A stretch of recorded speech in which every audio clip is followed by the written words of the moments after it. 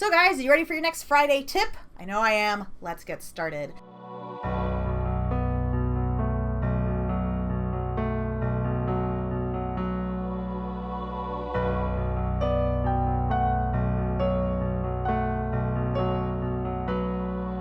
Jennifer S. Lang asked about cutting mats at home. So I thought, because I have a mat board cutter and because I also have some thoughts on cutting mats, that this would be a great video to share with you guys. So first things first, what kind of mat board cutter should you get? The Logan brand is the brand that you want to get. They're basically the hallmark of cutting mats. You can find them on different art stores or online. If you're going to an art store, check to see if there's a coupon first, because these things aren't really that cheap. Let me show you mine. It's huge. Florida locals will get that joke. So this is my mat board cutter. How beautiful, how pretty. It comes with these beautiful little metal pieces that are used for cutting the mat and some other tools. I'm not going to walk through how to cut a mat, but you can find all that information on the Logan website. I believe they even have video tutorials, and that's how I learned. My model is the 31-1, and it is able to cut 32 inches of mat. And I recommend that you spring for the larger mat cutter if you're going to buy one, because the standard size of mat board is 32 by 40. And so having a smaller one will make it difficult for you to buy the standard size, and you'll have to buy the smaller one, and then it's less cost effective. Just go for the big one. You'll also get a couple little pieces that go along with it. Let's talk about my mat board cutting kit. This is a bag that I made with my very old artwork on it. Kiri will recognize this. And this is the bag where I keep all of my mat cutting tools. Let me walk through them real quick. So this will come with your cutter. This is the Logan Model 500 mat knife. And you're going to use this for actually cutting down the mat board. So if you have a 32 by 40 inch piece of mat and you need to cut it down into 10 by 10 pieces or 8 by 10 pieces, this is what you're going to use. There's a little screw thingy on the back that you screw loose, push the blade forward like so, and the little blade sticks out, and you use that for cutting down the mats. Okay, so that's the first tool you're going to get. The other tool that you're going to get is the Bevel mat cutter. And this is for cutting out the hole in the middle. So pretty standard. These are a couple additional things that I bought that you'll definitely want to have. The first thing isn't in my kit because it doesn't fit, but you're going to want a ruler, straight edge ruler like this. And the reason why you want this is because you need to measure the boards you're going to cut, and you want to have the straight edge so that you can line it up exactly. Just hit something so it can line up exactly with the edge of the board. This is a pretty good one. So it's got the little lip that sticks out here on the bottom. And it's got inches and centimeters and all that fun stuff. So definitely get yourself one of those. The other thing that you're going to need is a Col-Erase colored pencil.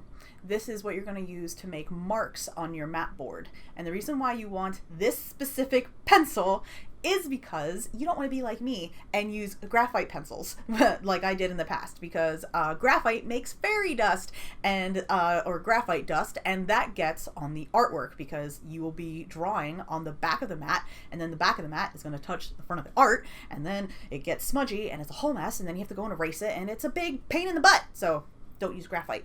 Save that for making the art. Get yourself some Col-Erase colored pencils with the eraser on the end. As far as I know, these do not smudge on any of the artwork that they're placed on top of. I haven't had any issues with that. And it has an eraser on the back or on the end, so if you accidentally draw a line incorrectly or you need to adjust it, there's an eraser right there.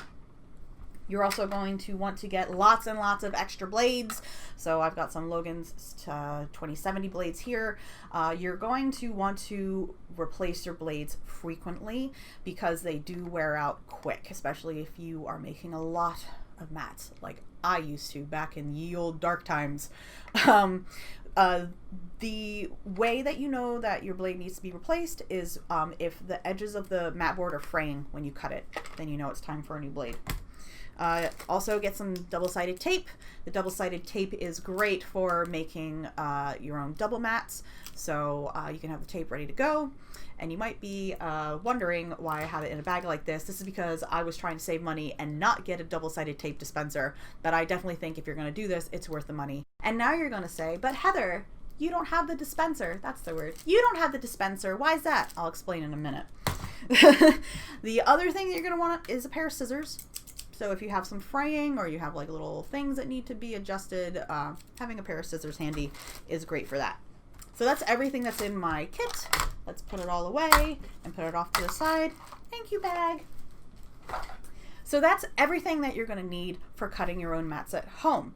Now here's something before you click away and go and purchase your own mat cutter and mat boards. There's something I need to tell you, and that is my opinion on cutting mats at home. And my opinion is you should not do it. You should not cut your own mats at home on the regular, and here's why. We are artists. We're not professional mat board cutters, and this mat board cutting can quickly spiral into a time killer, and that is definitely what happened with me. So when I started making limited editions, I wanted to have a sort of visual signifier so that when people saw them at shows, there would be something that distinguished them from the regular open edition prints that don't have anything on them. So I wanted to create mats for them to elevate them and to create that visual signifier. So when I make limited editions, especially my small ones, there's like 100 of them at a time, and I was double matting all of them. So I was basically making hundreds of mats every couple of months, and it was hell on earth.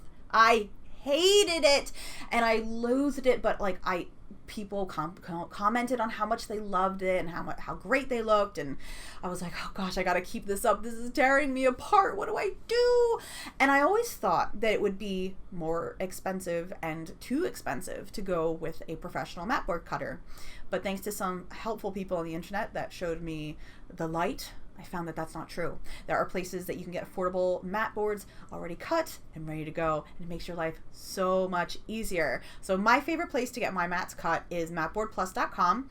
They have stellar customer service. They will custom make any kind of weird shape and size and cut that you want.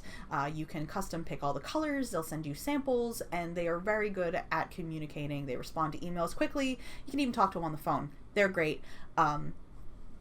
A+, use them all the time. The other place that you can go to get pre-cut mat board is at clearbags.com.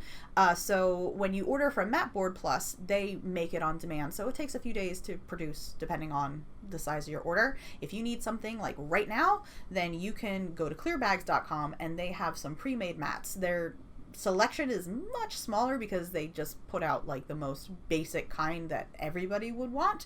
But if you need some mats quickly and you have a standard size, then that is also a really good way to go. So now that's why I never got the tape dispenser, because by the time I realized that that was a big pain in the butt, I had already started doing this and realized that I was just fine buying all of my mats from other people that are expert mat makers and not putting the burden on myself.